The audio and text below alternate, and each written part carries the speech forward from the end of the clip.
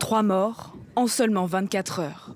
Ce lundi, 2 casques bleus ont été tués près de la ville frontalière de Bani Ayyan, dans le sud du Liban. Selon la finule à laquelle ils appartenaient, c'est une explosion d'origine inconnue qui leur a ôté la vie après avoir détruit leur véhicule. Plusieurs autres soldats ont eux été blessés.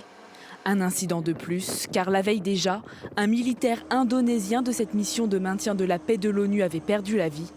Inacceptable pour le porte-parole de la force intermédiaire des Nations Unies au Liban.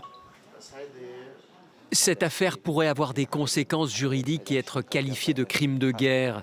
Toutes les parties sont tenues de respecter la sécurité et la sûreté des soldats de la finule stationnés dans le sud du Liban. Toute attaque contre eux est inacceptable. Forte de 8200 hommes selon les derniers chiffres, la finule est constamment sous le feu croisé de l'armée israélienne et du Hezbollah.